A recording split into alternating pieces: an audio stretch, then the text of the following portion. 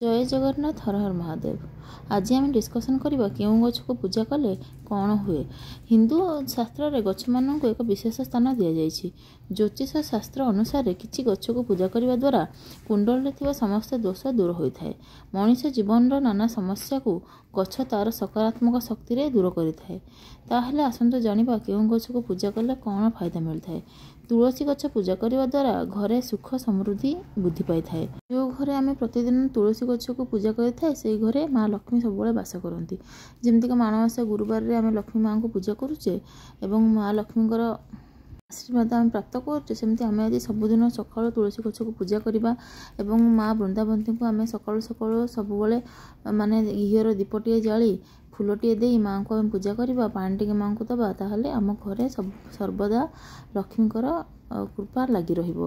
आउ केबे मध्ये धनर अभाव आपनको हबनी। आपन घरे सब सुख समृद्धि हबो।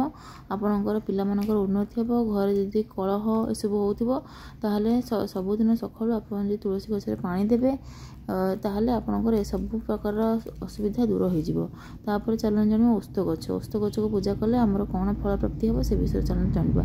ओस्त गछ को पूजा कले आपनकर शनि दोष रे मुक्ति मिलता। जदि आपनकर शनि दशा बा शनि ग्रह चली थाए आपन केमती जानिबे। आपन ज्योतिष को देखेले से आपन कहिबे जे शनि दोष आपनकर अछि ताहले आपन जे ओस्त गछ को पूजा करिवे ताहले आपनकर शनि दोष निश्चय कटिबो।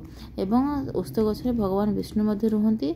आपनको भगवान विष्णुकर कृपा मध्ये प्राप्त हेबा। आपन घर सब परिवर्तन हबो।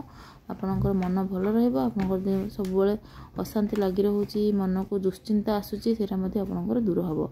तापर होउची निम्ब गछ को पूजा कले कुंडल सब दोष दूर हुए एवं रोग दूर होगा सह परिवार सुख शांति सब बजाय रहिबो। आपनकर जदि कौनसी पुराना रोग रे पीड़ित अछंती जो रोग आपनको वर्ष वर्ष धरिकी ग्रास करके अछि आपन केते डॉक्टर को देखैलानी केते मेडिसिन खाइलानी किंतु से रोग बिल्कुल मध्ये भल होनी ताहले आपन जे निम्ब गछ को पूजा करंती ताहले आपनकर पुराना रोग निश्चित भाव दूर हबो एवं आपन कुंडल रे सब दोष मध्ये दूर हबो। एबे चलन जानिबा बर गछ तो सबुठी आपन देखुथिए प्रत्येक गाँ मानकर प्रत्येक रास्ता रे आपन बर गछ देखिया को मिलबे। आपन बर गछ एमिति को जगह नै जोटी बर गछ नथिबो। तेनु आपनकर जदि घरे सौभाग्य आपन चाहुछंती ताहले एही गछ अत्यंत पवित्र गछ। महिला मान जदि गछ को पूजा करती ताहले से माने अखंड सौभाग्यवती होती। तेणु बर गछ को आपन जदि पूजा करेंगे ताहले ए सब फल प्राप्ति आपको हम। एवं वीडियो टी आप शेष जाए देखते मुझे कहबी केमतिका कौ गछ को पूजा करेंगे तार उपाय मुझे कहबी। तापर हूँ अँला गछ पूजा कले माँ लक्ष्मी प्रसन्न हुंती। आम जमी जानते बर्तमान कार्तिक मसरे जिते कार्तिक पूर्णिमा होची से दिन अँला गछ मूल जब बसिक माने दीपटे जाली जदि जमी मुझे कही मो पुराना वीडियो रे आप से दिन बसिक समस्त फैमिली मेंबर सात्विक भोजन करती ताहले आपनको बहुत धन धान्य रे आपन घर पूरी उठे एवं माँ लक्ष्मीकर कृपा आपको हुए। किंतु आपण अँला गछ को जब पूजा करेंगे माँ लक्ष्मी बहुत प्रसन्न हुंती। एपरी कले आपनकर धन जातीय समस्या चली आपन घरे माने पैसार किसी अभाव देखा जाउथिबो कि आपन पाखे गोटे किसी जिनस आप किनिया को चाहूथिबे आपन से जिनस किनि पार नथिबे आपन अर्थ अभाव देखा जाउथिबो ताले से सब कार्य आपनकर संपूर्ण हेबो एवं माँ लक्ष्मीकर आशीर्वाद आपनक ऊपर सब बेले रहिबो। अँला गछ को जब आप पूजा करती ताहले आपन जदि किसी पुराना समस्या चली आपन पैसा थाई कि मध्य आपन किसी जिनस किनि पार नाहंती ताहले ए समस्या मध्य आपनकर दूर हबो। तापर चलते जानिबा बेल गछ होउछन्ते साक्षात भगवान शिव को अवतार बोली कहा जाए। बेल पत्र को भगवान शिव को अर्पण करा जाए। भगवान शिव होउछन्ते भोलानाथ आउ तांको माने आपन टिके पानी टिके देले मध्ये से खुशी हो जाती।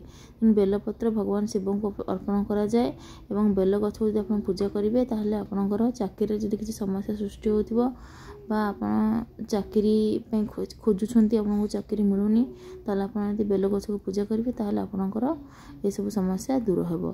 तापर चलन जानिबा कदली गछ तो सबुठी आपन देखिया प्राय पाइबे समस्त घरे बारी रे आपन कदली गछ थिबो तो कदली गछ उपर मु गोटे भल कथा कहबी आपको आप वीडियो टी देखते शेष पर्यंत कदली गछ को पूजा तो आप करेंगे कि कदली गछटा कौटी आप रखिए से विषय में आपको जाना निहात दरकार कुंडल जदि आपंकर बृहस्पति दोष बा गुरु दोष अच्छी ताहले कदली गछ पूजा कले आपको लाभ मिल आउे कदली गछ को पूजा कले विवाह जोग शीघ्र फिटी थाए जदि आपंकर बहार किसी परिस्थिति खराब बुझुची आप निर्बंध होकर भांगी जाऊँगी किसी प्रस्ताव आसिले आपको कई पसंद करना ये सब समस्या आपंकर अच्छी ताहले आप कदली गछ को जब पूजा करेंगे ताहले ये सब समस्या आपंकर दूर हे आ गोटे कथा कदली गछ केवे घर दांड दुआर मुहर रखिए कदली गछ घर ठूँ दूर से बारीपटे आप रखिए आप पूजा करेंगे आउे हूँ अशोक गछ को पूजा कले सब प्रकार रोगरू आप मुक्ति पाइबे एवं पारिवारिक जीवन आपणकर सुखमय हम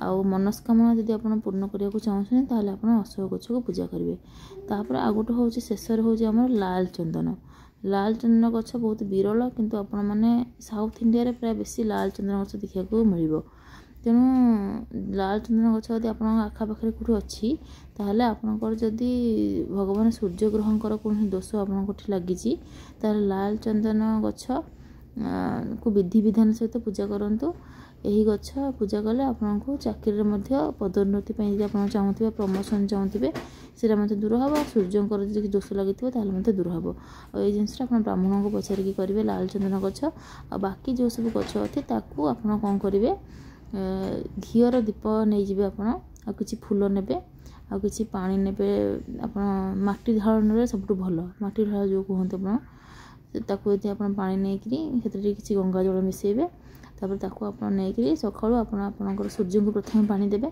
तापर आप घर आप पूजा करेंगे तापर आपणकर जेकोसी दोष अच्छी ग्रह दोष से अनुसार आप कौ गछ को पूजा करेंगे आप तुलसी गछ को पूजा करेंगे कि ओस्त गछ को पूजा करेंगे कि निम्ब को पूजा करेंगे कि बर गछ पूजा करेंगे कि अँला गछ पूजा करेंगे कि बेल गछ पूजा करेंगे कि कदली गछ कि अशोक गछ कि लाल चंदन गछ आपन को जहाँ दरकार मु जो गछ गुड़िक कहली आपन को से गछ गुड़िक भितर आपन जहाँ समस्या थी से अनुसार आपन से गछ को जाइकरी घी दीप तो आप नहीं जाइए प्रथम पानी देवे तापर भगवान का ना नहीं आप जो भगवान को बहुत भल पाँच सी हूँ आप इष्टदेव आप इष्टदेव का ना नहीं आप से गछ मूल पानी देकी गछ को बंदेबे आप घी दीपर फूल टिके गछ मूल अर्पण करेंगे आप भगवान को मनस्कामना मागे जे हे प्रभु मोर दोष आप निश्चय भाव दूर करूँ देखिए एमती आप प्रतिदिन कर चलतु मसे 2 मास 3 मास भितर आपंकर मनस्कामना निश्चित रूपे भगवान पूर्ण करेंगे बर्तमान भिडियोटी ये रहा जब भिडियोटी आपको मोर भल लगे